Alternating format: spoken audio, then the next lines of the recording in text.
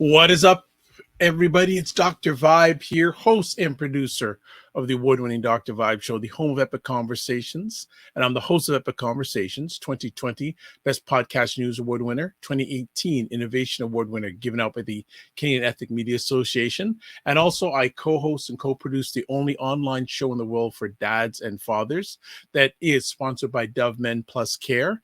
And as part of that team last year, reached out directly or indirectly to over 100,000 fathers around the world. So as always, I like to say you're blessed, highly favored, a magnet for miracles, and a solution for someone's problem. And it's Sunday afternoon, October 2nd here in the Toronto area. And no more summer. Definitely, there's no more summer. It is certainly headed into fall today. I actually went out this afternoon and cut the grass, maybe for the last time this year. Don't know. But I'd rather cut the grass than like do the electric snowblower. So if I can get any more cutting grass sessions in, I'm all good. But taking that all aside, we're here most Sunday afternoons, 5 p.m. Eastern time. We do something called Black Canada Talking. And Black Canada Talking is a live online event that provides Black Canadians opportunity to give their takes and POVs on stories that are of importance to them. Also, we feature Black Canadians that you need to know about.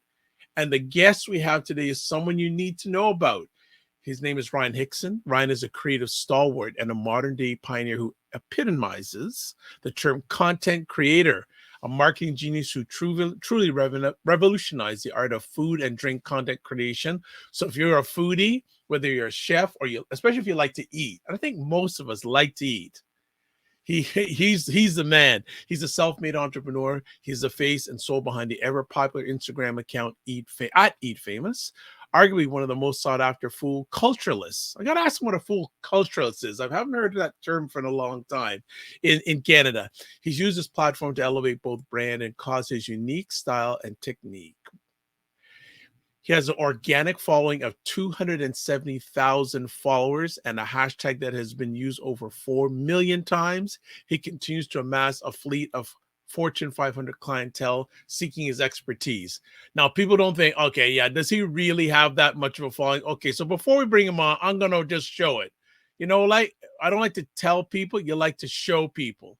So I'm going to put up Ryan's Instagram page right now so you can say legitimately, you see that, family? 276,000 followers. So he is the real deal. So he knows what he's talking about. He's not just talking it, he's doing it. So we are very blessed and highly favored to have on the program today Ryan Hinkson of Eat Famous. Ryan, how you doing? I'm good. I'm good. How you doing today? Outstanding, man. Fired up for this conversation. You mentioned before we went live, we were together on a conversation a little while back in regards to Black Restaurant Week Yeah, for buyblacks.com. And FYI, people, the fall edition is coming. So get that's ready, right. get ready, get ready. It's coming up in the next few weeks. And it's the first time I had a chance to meet and share with Ryan. And we respect each other just right from the get go. And I said, one day, one way, somehow, we're going to get him back on. Now, he has such a positive, productive schedule, and he's also a father with kids that I just waited patiently till he had some time. And even today, we were supposed to start at a certain time. He had a little child interruption of the poop kind. Where she said, "Oh, can you hold on?" Kira says, "Hey, no problem, because family is more important than any sort of Black Canada Talking or Dr. Vibe show." So, Ryan, thanks for taking the time today. No, totally. Looking forward to hearing some of your journey and what we like to do, especially for first-time friends that are on the platform. Can you give a little bit of background about yourself? We know you got Of course. 278,000 followers. You love to eat your show, but let's go back to the early days of Ryan. Wow. Okay. So yeah, I mean, it's funny you say that because what I do now is it looks like my primary job is eating. I do a little bit more than eating, but it's at the forefront. So it's funny because I deal with content creation, social media, and if we dial it back a bit. Two things. I grew up a very picky eater. So everyone in my Oh, family and anyone who knew me when I was younger is very surprised to know that I'm involved in the food world at all. At the capacity I am in terms of, I mean, eating just about anything. I've dined fortunately all over the globe. I love food from all kinds of cuisines, and I actually have I'd say a very like brave palate. A lot of things that people would automatically say no to, I can try once. Yeah. So it's funny because I was a very, very, very picky kid. And then as in terms of social media, I was a little late, I want to say, to the social media game as well. So it's very interesting that, the core of my responsibilities deal with, creating content, managing social media for restaurants, contributing to brands and their strategies where social media is concerned. So yeah, I mean, we take it back, from parents that are from the beautiful island of Barbados. Grew Nice. up wanting to be a rapper. That was like that. Well, I mean, Oh, yeah, okay. yeah, yeah. So who were some of your favorites back in the day? Oh wow. So I mean, I come up from a time of, it's De La Soul, Tribe Called Oh Quest, yeah, yeah, right? yeah, yeah, yeah, Eric yeah, B. and Rakim, yeah, EPMD, yeah. Nas, Jay, Big. Okay, That's what raised me. So those were my early goals, was to do the right. music thing. Didn't work out. However, I think that, in like life, anything you do or that brings you joy, or sparks some type of interest in you, no matter how long, no matter how early, it all plays a part in, who you're supposed to be, or the road that you travel. So there's so many components from, I think, like the early music days that are a tremendous help to what I do today. Whether that was being confident speaking in front of a lot of people, or having elements of showmanship, or being creative, right? Because I'm very creative in my day to day as well. So yeah, that was early me. Didn't really eat more than about 4 or 5 things, and had my goals set on, running the music world. And both of those So things flipped. okay, and something that you and I can actually relate to because I was very much into the music thing, and just trivia wise, I was actually one of the first Black Canadians to be hired as a marketing representative of a major music label Okay. back in the Okay. day. So Right. I can and I maybe dating myself a little bit, but I was responsible for bringing the Roots for their first concert in Toronto. I was at that show. I feel like No, I was at that. Yeah, yeah. no. That would have been where that was like, trying to think It of the was on. venue. I can't remember. It was on Queen Street East. Yeah. Can't remember the name. I can't remember, but oh, can't remember. But yeah, that I'm trying. And I should. It was right around the corner from where the Real Jerk used to be, Right, right, right. and I I know can't remember exactly what the. you're talking about. I was at, I yeah, can't, I can't remember, but that was a show. yeah, yeah. That I was a remember show. them doing like their joints over, some of like the hottest beats of that time, like, and Yes, just seeing yes. that live instrument, like Tariq freestyling, Black Thought freestyling, and then the band Oh, going. Yeah, yeah, yeah, yeah. That freestyle, he did a legendary freestyle at that show. I was at yeah, that show. Razel, man, the human beatbox, Right. Razel, and yeah, and it's funny. Ironically, he after that show, he gave me his phone number, and whenever I Okay. called him, if I didn't get a hold of him, his voicemail message was a beatbox. Oh, It was I just went, and I wish should have recorded it. yeah, I should have yeah. recorded it because that was amazing. So you were right into music, but what were you doing before you did the food thing? Okay, How so did, yeah, and so in terms of work, corporate work for a very, very large corporation. I think it is technically the most recognized brand or logo on the planet. okay, It's in the food and beverage space, on the beverage side. okay, 15 years, yeah, 15 years. Marketing management background for post secondary, and wow, that wasn't my very, very first job. So actually, it's funny. I worked out for a lot of large corporations after school was done. So I was referring to Coca-Cola. I had worked for Nike. I'd worked for Celestica. So it always worked in like wow, very large, for very, very large yes, corporations. So the idea of entrepreneurship too, at that time, it didn't really cross my mind as something that I would, end up walking into as well. Because I had always just been used to like tons of security, structure, but then also not doing things my way, right? Hmm. Kind of being a cog in a much larger wheel. So I'd always done things, even when I realized, okay, music may not happen. I had always done something adjacent to the 9 to 5 to keep the creative fire and juices going. So whether that was like working for like writing for websites, I was the marketing lead on a like a not, I wouldn't say semi pro, but like a local men's basketball league. So I always do something creative to Wow. kind of Okay. keep me sane while I was doing, the regular 9 to 5 thing. Eat Famous. I wish I could say that, down the line, I had this clear vision of what content creation was going to be today, what social influencers were going to be able to wield in terms of power and influence and create for themselves today. But I didn't. A really good friend of mine named Terry Diaram had a brilliant idea for a food related business that would help both restaurants and diners at the same time.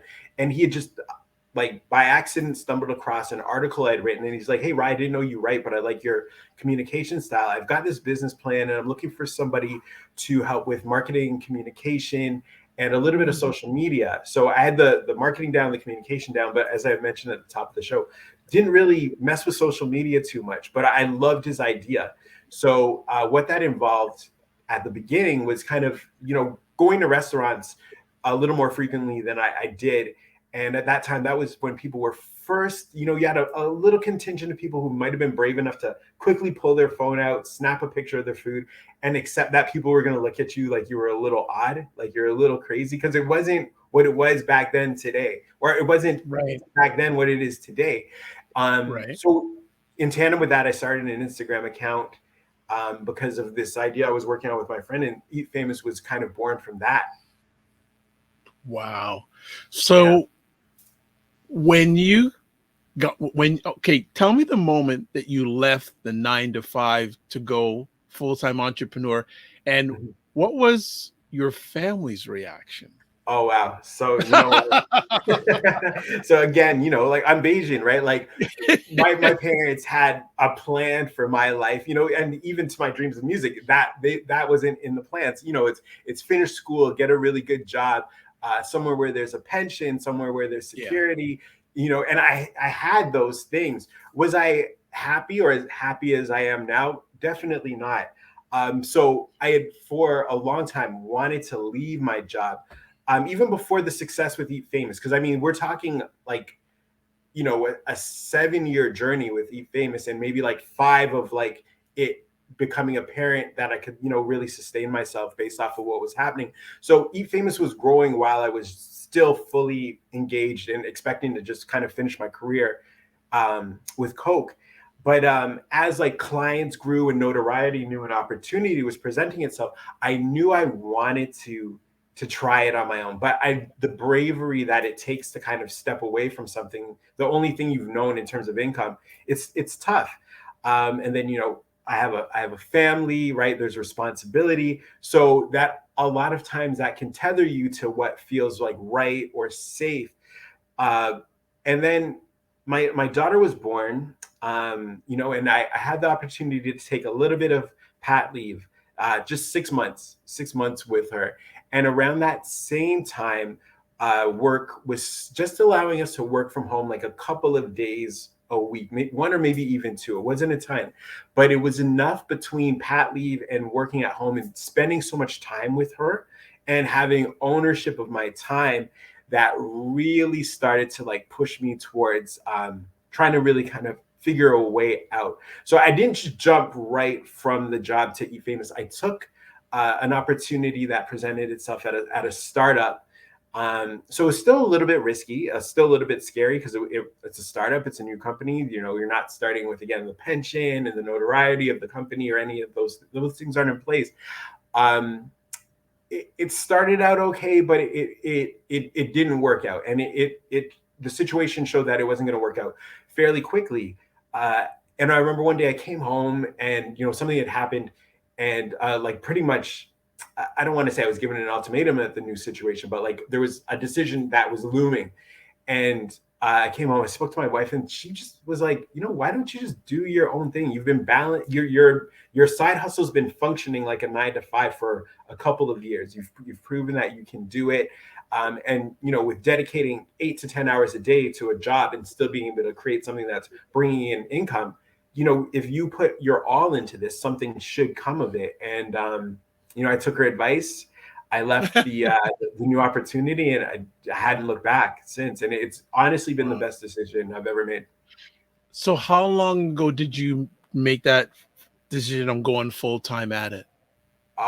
So we're just a bit 2 years. Yeah. So it hasn't been a ton of time. Wow. Yeah. So Yeah. Yeah. Yeah. this happened during the pandemic, Right. you mean? Yeah. Right. Yeah. So you add Brother, that layer as brother, you well. strong, brother. Yeah. You don't play. strong or crazy. I don't know. Like, because I mean, yeah, it's a pandemic. You've got a baby. The timing on paper probably couldn't have been any worse, but also within that time, and I think it go.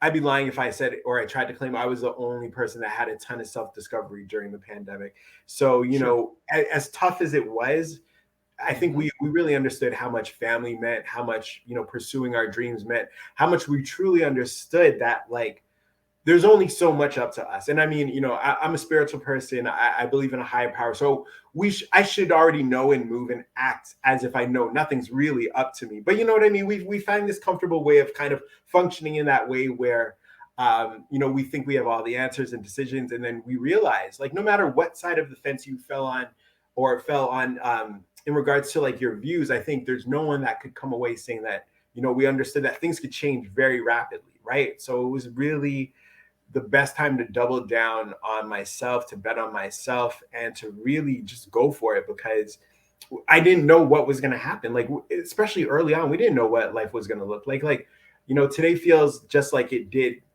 pretty much the day before the pandemic became a reality for whatever day it did to everybody, right? But we didn't know that a couple years ago if we were going to get back to this.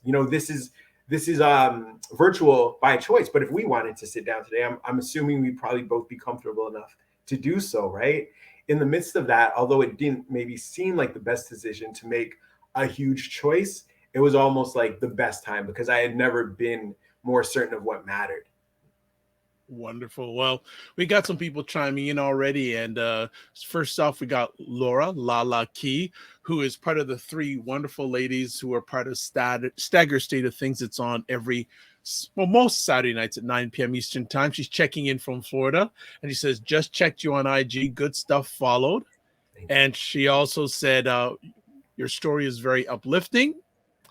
Also, DJ Renard, you know who this is, but not by this name. The man behind By Black's Restaurant Week is saying, "Big Oh, up, Eat Famous." okay. So, Okay. So the he, skills are even bigger than I thought.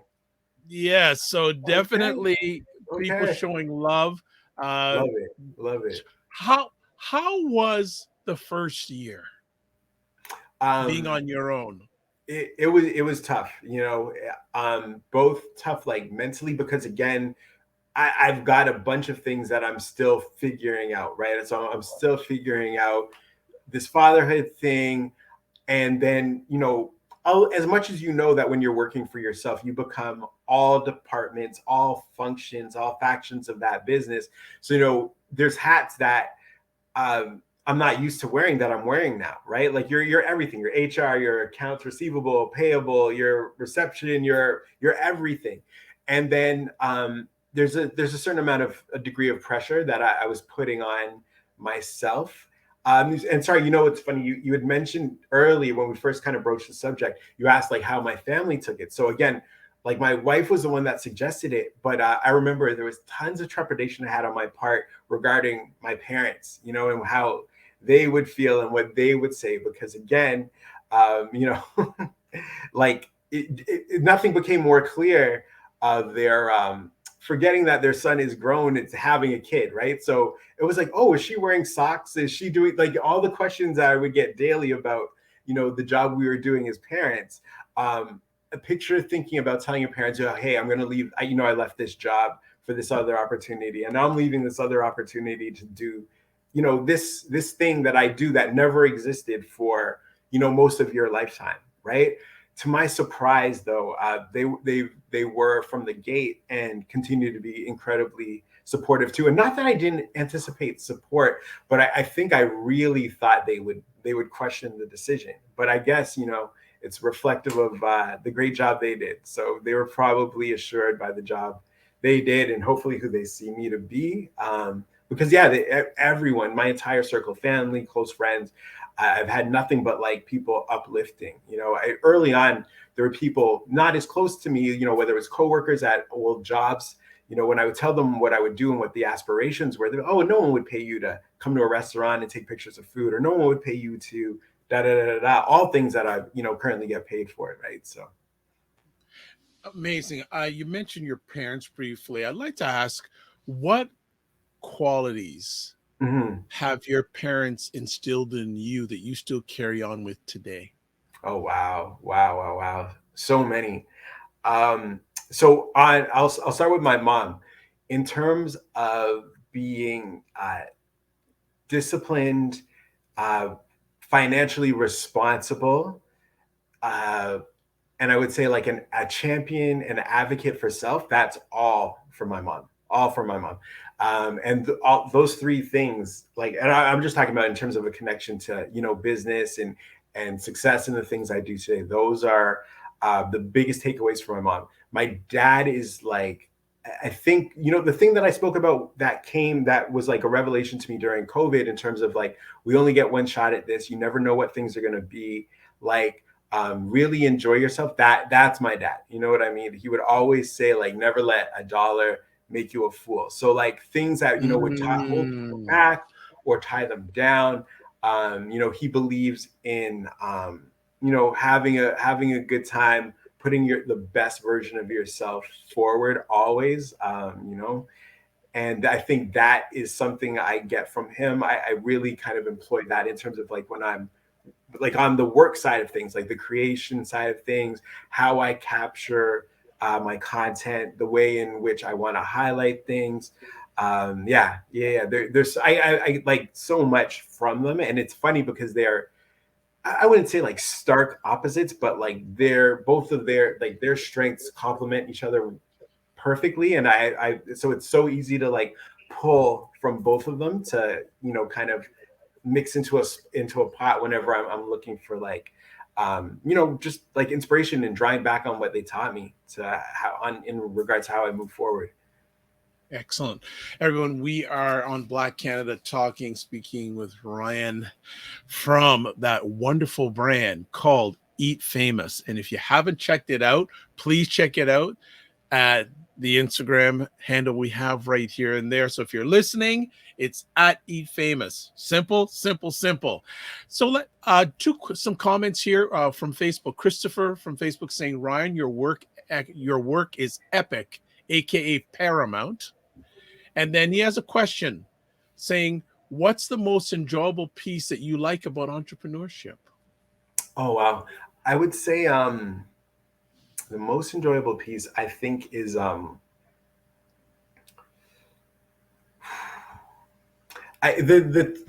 kind of freedom it gives me. I mean, it's odd because there's a ton of work, right? And I don't know any like true entrepreneurs who completely like rest easy and don't push hard and work really really hard. However, you know the ability to like even something like this, this is part of my work to me. You know what I mean? Like Mhm. being on the show, conversing with you, it's free flowing and fun.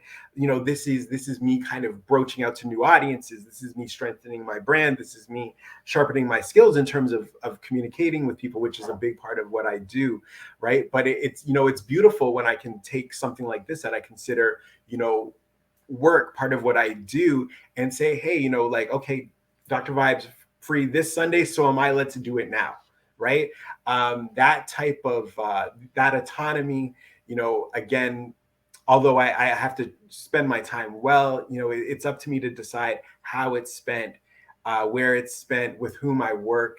That type of freedom is huge, and I think it's a reward that I don't know if I'm worthy of, but I definitely embrace and enjoy it. What's a food culturalist? You know I Me, gotta ask that. yeah, That's no, you. Okay. I get asked all the time what it is. I, I think it has to do with like my responsibility, or it's my job to be not only aware of what's happening in regards to food, and not just like, oh, these are the top 10 hottest places in the city to go to, but like what's truly happening in the world of food, whether that's food sovereignty, and you know um, looking at people's definition of like what's healthy, and how does that factor into to diverse cultures where certain people eat and rely and like rejoice over certain things that a dominant culture may see as unhealthy or unfamiliar. It's also my job, I think, to like help shift and tell the story and move the needle on food culture. So a food culturist is someone that gets to enjoy the spoils, of course. Like I'm out there, I'm tasting, I'm trying, but I think it's I act as sort of like a almost like a not just keeping the stories and sharing the stories of food, but um yeah, being abreast of food culture, sharing it, and hopefully and changing it too as well. The word advocate comes on, but there's another word I'm looking for, and hopefully I'll come up with it. But by the time it's, but it's there's a word I'm looking for that I don't know. I'll see if I can think of before we finish. But I'm thinking of something here to put Mhm, on what you just said. So hopefully I'll come up with before we finish. Let me ask you in regards to what was like when you started doing this full time. mhm. How Yeah. many black men were Mhm. doing it? Oh man, honestly, it felt like none. And we can, if we go back to further before it was full time, like when I was first kind of really getting out there, because I'd started just when Instagram was really kind of finding its legs. So I come up in a time where like a community of like, I guess, foodies in Toronto locally were starting to discover one another on social media, and not only become aware of one another, but like meet up. So you would get together with other people who had food accounts, and a lot of times I was the only male, definitely the only black male, that you would see at like these events. And then, when it moved from just like a community of people with similar interests meeting up, and PR companies started to understand that, like, hey, we can work with these people to grow our restaurant clientele. And then, you would see like very targeted and specific groups of food content creators being called to, whether it was restaurant openings or events, or to partner with brands. And for a while there was no one.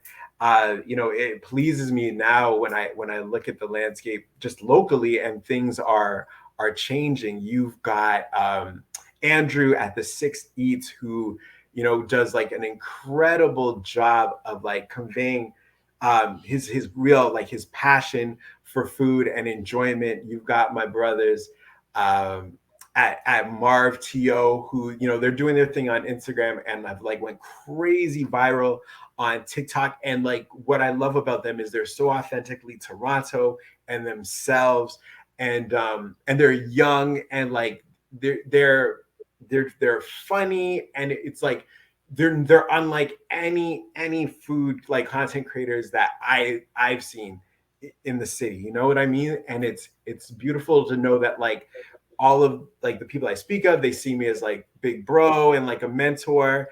And Nice. I feel like I've helped kind of inspire what they do, and just being there, right? Because a lot of times when we're the only person that looks like us in a room, Mm-hmm. we've got to fight through that discomfort, or we have to, be strong enough to make enough noise and stand out in that room, and not just be, a victim of tokenism, but be the person in that room, so that anybody else who's aware of what's happening looks and says, hey, yeah, he could do it, I could do it, whether they're doing it their own way. Like no one's gonna. And the thing that I love too about the black men that I see that recently have really kind of taken this up and help shine a light on the city too, is like everyone's authentically themselves.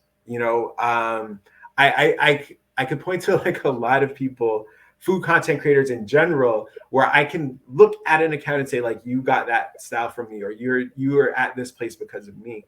But what I love is that like my brothers and sisters who are killing it right now, like they're so authentically themselves. You know what I mean? So it wasn't like, oh, they saw me and they're like, we have to follow Rise moves. It was just like seeing me was enough. You know what I mean? Right. Right. I love that. And I love how, from what you're sharing with our audience, our family here, there's room for everybody. Oh, of course, because it's funny. For the first couple of years of Eat Famous, it was only the food, so I didn't ever like show my face. So no one knew, and the brand was literally just that, the brand, like the even my avatar was just the logo, like the Eat Famous logo. It is actually even still to this day. It's just like a star with a bite taken out of it. So unless you knew me personally, you wouldn't know who ran Eat Famous. And then as the food kind of the social media food scene in Toronto grew, and everybody was getting invited to the same restaurants, or everyone knew they had to highlight the same trends, I was like, the only thing I have different than all these other people who are showing the same foods, going to the same places, are myself. So I decided to kind of put the camera on myself, and that was just strategic. But a lot of times God moves us, and we're making moves thinking, oh, we're so brilliant because of what we see. But like, I think that was more for others. That was for other people to see me. I remember, I would get DMs. I remember a girl told me she cried the day that she saw that the person behind Eat Famous was black. You Wow. don't start anything anticipating that's what will come from it. You know what I mean? Like I was working on a business idea that a friend of mine had, like as much as I embrace my role as a leader or role model in this for anybody who chooses to see me as such, that wasn't what started the journey. But once you become aware of those things and you hear those things, I don't think it's up to us to say, oh well, that's nice, but I'm trying to get this money, or that's nice, but um I'm just trying to move myself ahead. Then it changed me completely. It changed how I presented myself, who I worked with. Yeah, it did a lot of good because, and I mean, I've lived that same experience, seeing positive, beautiful Black faces do things in arenas and where we may not be um, seen as ready to compete in, or or if we're supposed to be there or not. And that always inspired me. But I think when you're living it and doing it, you don't think so much about it. You're just kind of going through your emotions. But to know that like a lot of like younger Black creators didn't see themselves in the community or in the pools of people who are being highlighted or credited with moving it forward, it's a blessing to and an honor to be there for them. You have been in this journey for a little while. Mm-hmm. How, and you've spent some time talking how the landscape has changed creators wise. You're seeing more Yeah, of them. How yeah, has the landscape changed for the companies reaching out to the influencers, to the Black influencers? Because I'm right. sure what it is now isn't what it was when you started. No, no, no, no, definitely not. And it's been an interesting, a very interesting journey because if we're not very far removed from the summer of 2020, right? And I don't think it has to be revisited.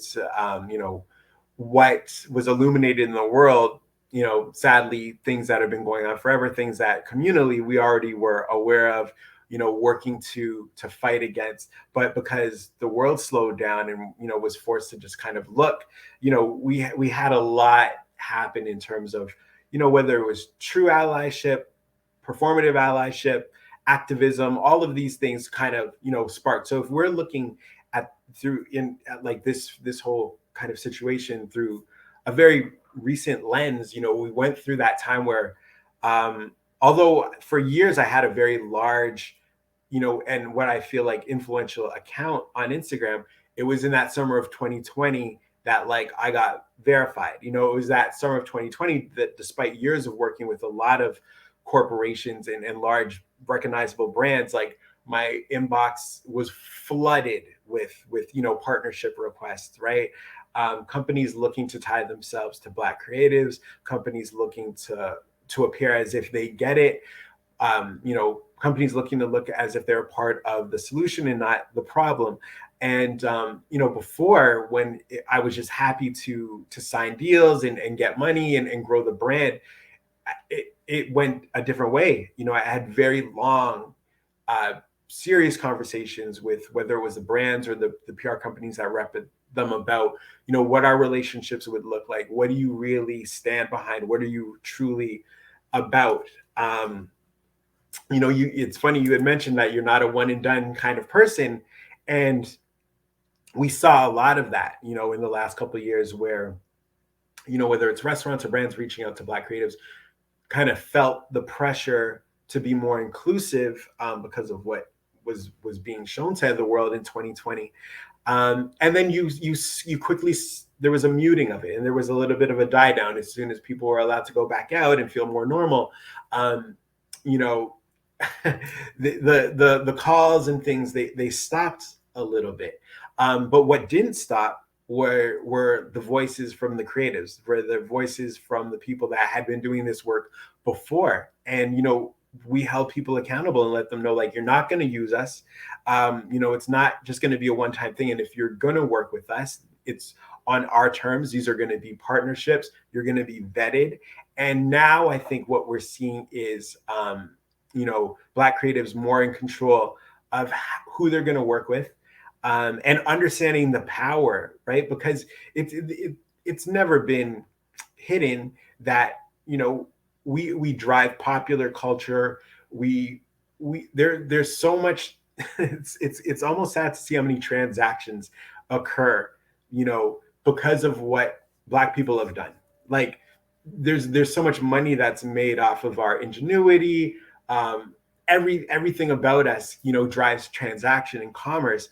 And it was never, seen or felt like partnership. It was just like, okay, we're picking from the apple tree, and we're going to fill our basket, make pies, come back with an empty basket and pick again. But now it's like you've got farmers and people say, hey, no, this is my tree, right? This is my fruit. You want it, you buy this apple. You're not just coming here and pulling it down.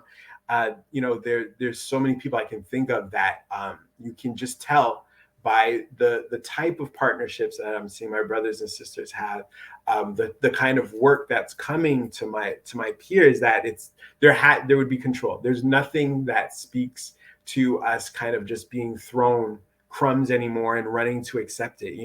There's so much power in being able to say no. I think that's actually another important thing, when we talk about the whole entrepreneurial world, is, as an entrepreneur, I think a lot of times it's just like, because I'm reliant on feeding myself or my family or driving this business, I have to say yes to everything. Not necessarily true. You know what I mean?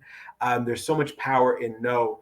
And when I see, there's like people like Eden Foodie, she just sat down with Masai Ujiri for Giants of Africa. She's traveling the world. She's hosting food sessions at Essence Fest. And these things wouldn't be coming if she was just saying yes to every corporate deal that is throwing something at her. Obviously, when you choose wisely and do good work, like, these rewards come to you. And I think that's what we're seeing now. I'm seeing a lot of, like, my brothers and sisters just claiming power, exercising it, because it shows in what the work looks like. You know what I mean? It doesn't feel like you're being slotted in. There's, like, we're just demanding that we have to make decisions. We have to be at the forefront of, like, what we're promoting and who we're working with. What would you say to entrepreneurs in regards to this statement? Not all money is good money. Oh, I say believe it, write it down, maybe tattoo it on your arm, because that is so true. So true. I mean, what, like, the layers I could break that down on, you know what I mean? If, when we're talking about, you know, the history of a company or an individual that you're working with. Why are they working with you? You know what I mean? Um, is it someone that you would be very, very proud to stand next to, right? Um, at any point in time, is it someone that's going to value you and not compromise your reputation, and is going to truly value you? Money goes so far. Even like the freshest suit, you know what I mean, um, is at one day going to get tattered, and you know what I mean, not be your go-to. It's not going to be the first thing that you open the closet up and look at anymore. The fastest car, something is going to come out that'll beat it. So all of these things that are beautiful in the moment, or we sometimes hold as drivers or inspiration. I'm not saying don't want things or go get them, but they fade, right? There's nothing that's going to last, stand, or shine forever. However, a soul can last forever, right? An impeccable reputation, a legacy, they can last forever. You can't buy those things. So, as much as, yeah, I work, I try to get money, but like you said, not all money is good money. I would say to any entrepreneur that hears that, like I said, write it down, remember it, tattoo it on yourself, and trust your gut, because I think a lot of times too, we know, you know what I mean? Sometimes we get caught by surprise, or we're just so on the chase that we don't stop to investigate. But I think a lot of times, in our gut, we know it when we're doing something just for the money, or the money may not be good, as you said. Excellent. I'm already thinking we're gonna have to do a part two because I love it. I there's love it. so many different things because you have such evaluated experience from a content creation and also the food side.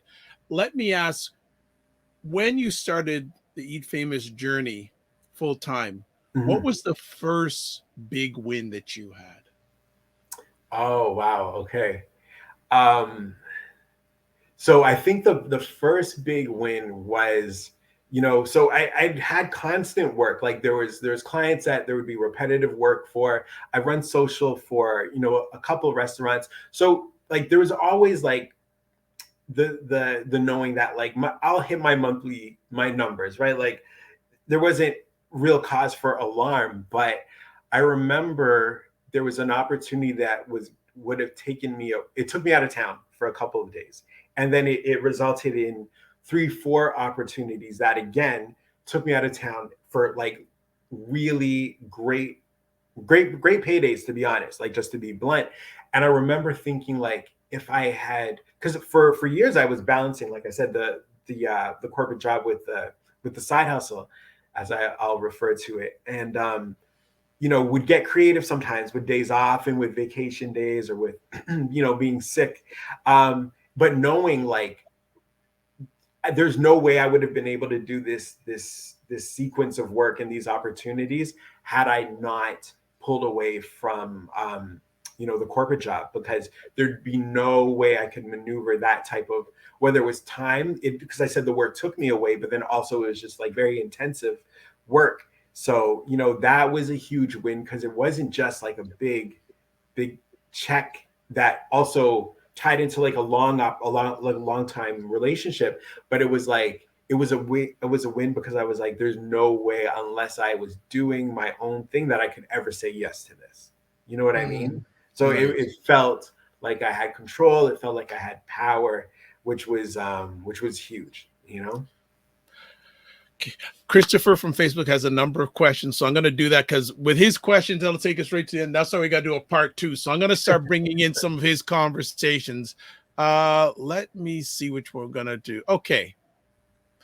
His first question: curious if you could start your own restaurant, where in Toronto would you set up shop?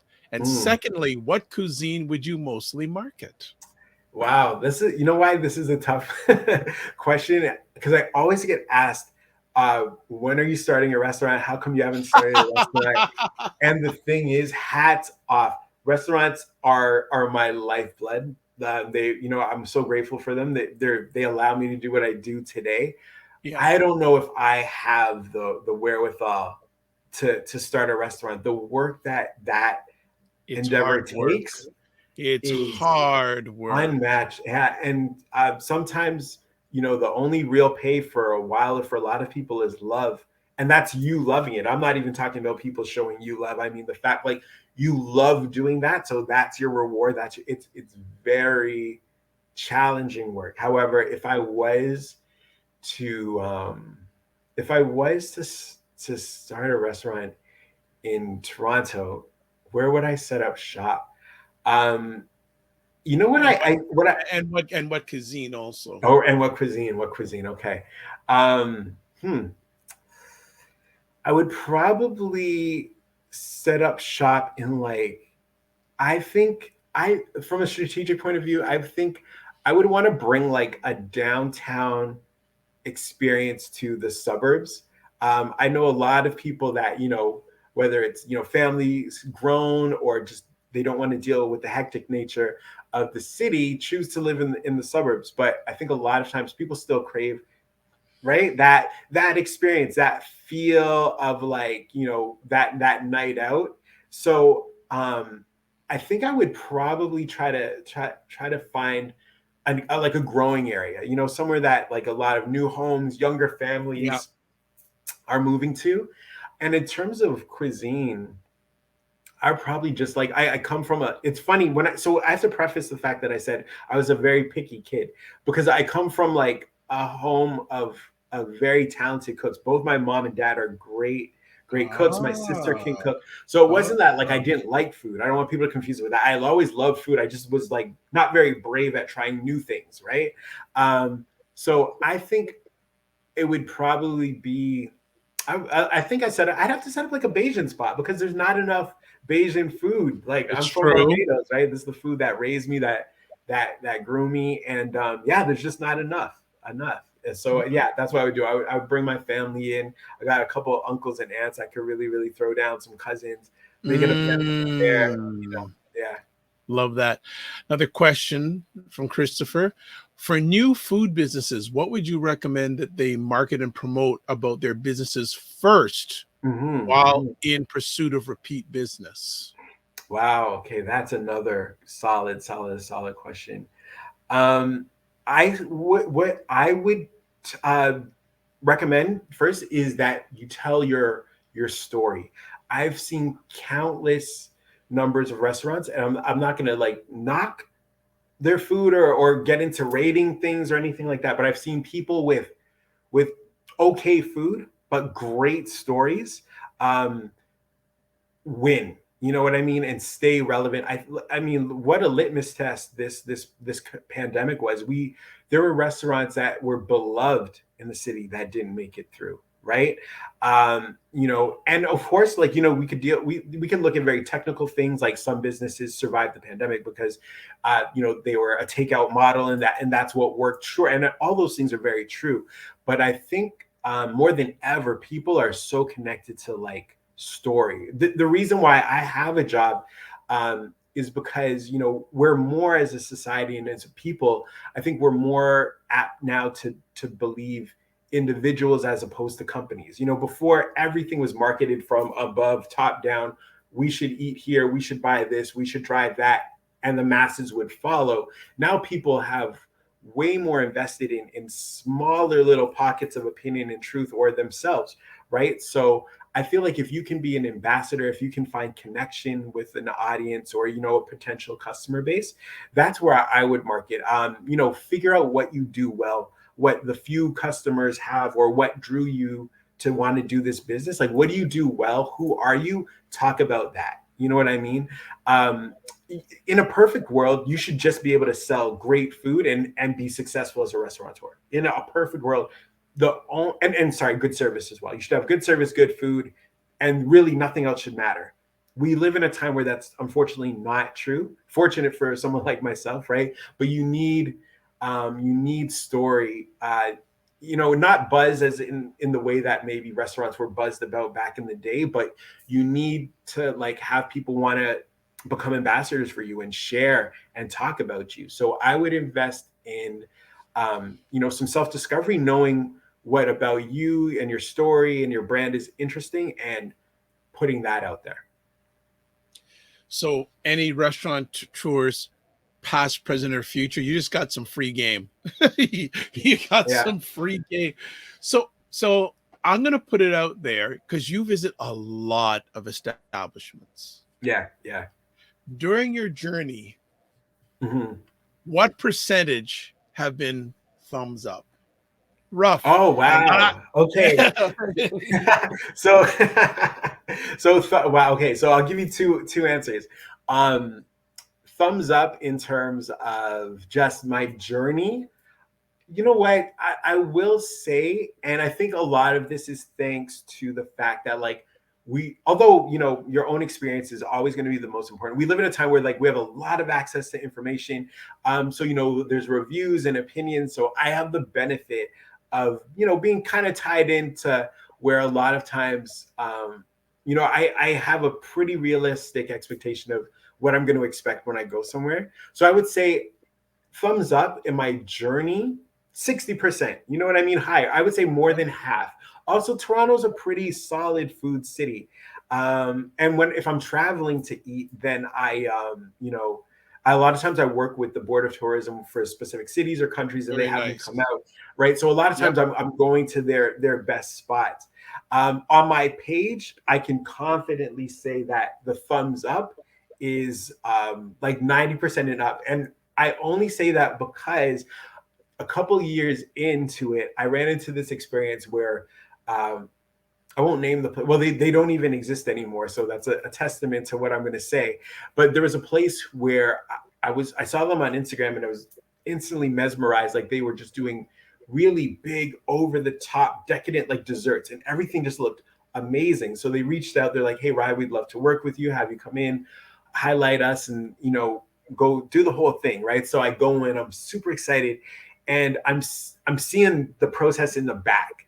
Like so for instance, they're doing like these milkshakes that look beautiful, colorful. They're sticking a big Yeah. piece of cake and all kinds of things are going on. But I go in the back, they're using like no name brand ice cream. It's got Oh. freezer burn on it. They're not using real cream. Like just everything in the back is like not the best ingredients. But again, just like on their page, my photos, the content I create looks beautiful, right? And I'm like, but I taste the stuff, it's not good. And I'm like, but these pictures look amazing. I decide to post the photos. Within days, I'm getting all these comments. I went to this place, it was terrible. I said from that day Oh. forward, like people called me right out. So I said from that day Oh, forward, wow. I can't throw up anything on the account that I didn't enjoy. I don't care if I've got a photo or a video that would get me 1 million views, because the quickness with which people check me, I would never rest. Yeah, I would never risk my reputation again like that. Wow. So overall, in terms of thumbs up out there, I'd say yeah, definitely better than 50%. Like 60% places I would say are a solid thumbs up. But on my account, you could trust I'm not putting up anything that I don't like. We Wow. might have differing opinions, you know what I mean? Some things are better than others, but yeah, on the account, if you're looking at something, you could trust that I enjoyed it. Wow. Yeah. Wow. They're keeping check on you. Oh, for sure, for sure, for sure. Yeah. Yeah. Wow. Wow. Hmm. Wow. Wow. Uh, you've talked about what makes restaurants successful. Hmm. Do you see any common things that make establishments not successful? Oh, wow. Common things. Yeah. I would say, you know, um, more than I would say, like more than bad food or even bad service. Um, a common thing would be, well, maybe this might fall into to bad service. I think a common thing is like, and I'm talking like very recently, especially, is Yeah. like jumping on a trend because you think that like it's gonna be profitable. So what I do. One of, I guess, the negatives is like, everyone will focus on these food trends or these things that are really really hot, and then everyone thinks, oh wow, I've got to do this style of this food, and you'll see a bunch of places open up in that same style as someone who's successful. But I think a lot of times people think it's like a paint by numbers thing. So a lot of times the restaurants that aren't successful, the common thing is that it was almost like a knee-jerk reaction to get into the business, whether they were jumping on a trend or thinking, hey, a restaurant will be easy, or like maybe I can get on the Food Network. I think a lack of being prepared. I can't say that I know the story behind of why every restaurant that fails, but when I have an inside look at it, a lot of times it's lack of research, not being prepared. That's I think, and that applies to most businesses, right? Or Yeah, most undertakings in exactly. life. If you're not prepared, very, very few people are skilled enough to show up unprepared and succeed. You've got, that little percentage, that those unicorns that do, right? But most of us, we've got to put some work in ahead of time. And I think that's a common thing. So I don't think it's very specific to the food industry Right. as just a general trait. How different do you feel the marketing of the food business, and you just mentioned maybe it's the same, is different than any other business when it comes to Um, marketing? yeah. You know what? I guess it's funny because it's the same, I guess, in terms of principle, but different, uniquely different, because food is it's so important. It's a weird thing because we have to eat every day just to sustain ourselves, to fuel ourselves. And it could feel, that like it's just it's not brushing your teeth, right? It's Right. not, you know what I'm saying? Like most of us, Absolutely. I'm hoping, are brushing our teeth every day, multiple times a day, because we have to, we should. And yeah, I'm sure there's some people that just eat because we have to, we should, but most of us are looking for something more from food, right? If I'm up and I need to celebrate, I'm eating. If I'm down and I need comfort, I'm eating, right? It plays that kind of role. So I feel like, sorry, could you give me the question again? Because there was a Yeah, very just specific, is there any, like, you do the like you have a lot of like, knowledge and value, so marketing of food. is How right, different are you're the right. It's principles of different. it than Right. non-food? Right. So although food should, technically plays like a very standard role in our lives, it plays a very unique role in our lives. And I think um, when marketing that, it gives such a unique opportunity to the marketer to really find creative and like impactful ways to communicate to somebody. You know what I mean? Because like I said, when I'm happy, I eat. If I'm sad, I eat. Shoot, if I'm bored, I eat. Right. So there's so many different like entryways to access somebody's desire to eat or try something new, because it fills so many voids. It fills a void of like, we need it for fuel, right? So you could tap in that way. Are you celebrating something? Do you need comfort? Do you want to try something new? Do you want something that feels like home? Like there's so many boxes that food can check, that like it's a marketer's dream, right? Because there's not a narrow entryway, or there's not only one or two, proven ways to communicate that I'm selling it or I want you to have this experience. There are multiple ways that you can get people excited about food. It fills so many needs, right? So I think it's not marketed in the same way, and it's also a product that especially of the last few years, everyone likes to share that experience. You know, whether they're posting on their socials, talking about it, reviewing it, that so it doesn't end with consumption, right? Like the content lives on. Yeah, it's marketed differently, I think, very differently. Well, we could go on forever, but I'm going to cut it here because I'm speaking. There's going to be a part two, but one last question, and Chris, of course, Christopher has it, Yes. saying 5 years from now, where will Eat Famous like to be? Please share if you can. Oh wow. Eat Famous would like to be. There's one that I would love to share, but I can't share just yet. But I think Eat Famous would like to be, on your televisions or your laptops or your phones, anywhere where you're consuming content, not just on Instagram, whether that's, your television. Yeah, that's it's in the near future. It's in the near future. Excellent. Excellent. Well, we will close it there, and people we will have a part two. We I, will have a part two. We Good. This is definitely have great. to have a part two. It's been a great conversation. There is the Instagram handle on the screen, and I'm going to put up what his Instagram site looks like so you'll know that you're at the right place when you go to it. So there it is. That's what it looks like. And of course, there's a lot of food there. Yep. Yep. Yep. There is Yep. a pile of food there, and that's what he does. Just Mhm. scroll down there. If you love food, there it looks like some mac and cheese happening there. Yeah, Looks there's like some some oxtail on mac and lasagna. cheese. Yeah. Oh, the pizza. What is this? Which one? This like a mound of like Oh, seafood, and lobster. Yeah, it's a lobster tower spot you in know it's Markham. you know crazy story. A number of years ago, I went to a relative's wedding. Well, Mhm. and he's a family wedding, and he was marrying a very rich family, into a very rich family. Yeah. We It was held in a place. You go downstairs. There was a hall of food. Oh, wow. I mean, a hall, and one of the things that was there was a lobster tree. What?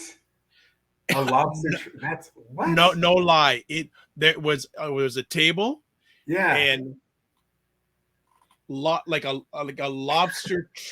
It was like it could must have been at least 15 Yeah. feet high. All Wow. lobsters. Wow. Any more All single people in that family? I just need an invite. I don't need to get married. I I just had like, and there were food stations all around the room. I felt like it right. was I felt it was on a cruise ship. Yeah. I Wow. had never seen anything like that in my life. A lobster tree. I've never heard of that. I've never heard of that. It sounds If I can incredible. find the picture of it, I will send it to you. I just Please. still to this day I go, what did I see? Like Yeah. Yeah. lobster tree, just phenomenal. That's one for But the books. oh yeah, well Ryan, look, first of all, blessings to you and the family. Most importantly, Thank we you. didn't even get a chance to talk about how you manage this with being a family man. That'll come for part two. But Right. continued success to you and the team for what you have done, what you Thank are you. doing, and what you'll continue to do. If there's anything we can possibly assist you with in the positive or the negative, please reach out to us. Appreciate you. Thank you for creating this space and for what you do and having me be a part of it. I'm grateful. Absolutely. And I'll probably see you during restaurant week in the next few Oh, weeks. yeah, So, definitely. all Definitely. right. Be well. Keep the faith. Peace, brother. All right. All right. Another great epic conversation today. And there is Ryan from Eat Famous. Fantastic conversation. And again, I'll just put up his Instagram handle again at Eat Famous. Simple to the point. So, what are we going to do here? We're just going to start closing out. So, a few things. If you want to get in contact with me, there's different ways. You can contact me on my website, the drvibeshow.com, email dr at the drvibeshow.com, YouTube and Facebook, The Dr. Vibe Show, Twitter at drvibeshow, and Instagram, the drvibeshow.com. If you want to watch replays of Black Canada Talking, go to my website or go to YouTube and Facebook. Just put in the Dr. Vibe Show. As someone told me a long time ago, Dr. Vibe, you're very Googleicious. So we are good with that. And also, if you would like to promote your business or service on our show, please feel free to contact me. So we'll just end off with this here. As always, live your life as a dream. If you can dream it, you can make it. Sometimes you have to get small to get stronger. Block assumptions, then aim bigger, aim better, aim higher, aim wider. Love, faith, and respect. And remember to give yourselves grace and don't just manage your time, manage your energy. And wherever you're watching this, subscribe and follow so you get notified for the next upcoming epic conversation. God bless, peace, well, keep the faith, and walk good.